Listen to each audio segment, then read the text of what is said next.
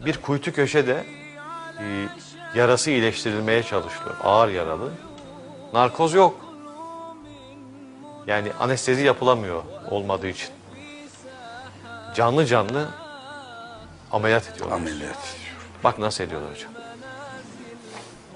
السيد أحمد ربنا المسلمين وامرأته حمالة الحطب في جيدها حبل من مسد بسم الله الرحمن الرحيم لم يكن الذين كفروا من أهل الكتاب والمشركين منفكين حتى تأتيهم البينة رسول من الله يتلو صحفا مطهرة فيها كتب قيمة وتفرق الذين أوتوا الكتاب إلا ما جاءتهم البينة وما أمروا إلا ليعبدوا الله مخلصين له الدين حنوفا كفى ويقيم الصلاة ويؤتي الزكاة ذلك القيمة صدق الله.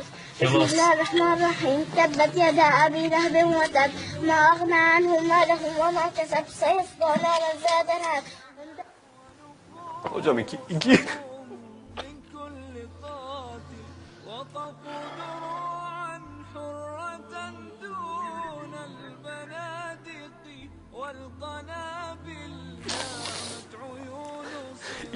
ikinci keser hocam.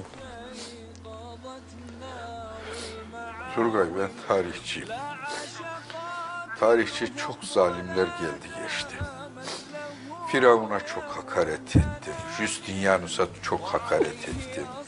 Neron'a çok hakaret ettim. Onlardan özür diliyorum.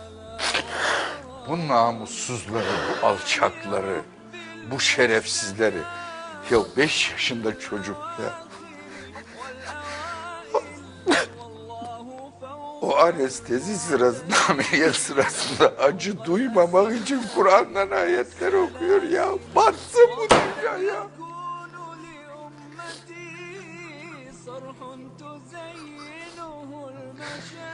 Lanet olsun bu dünyaya.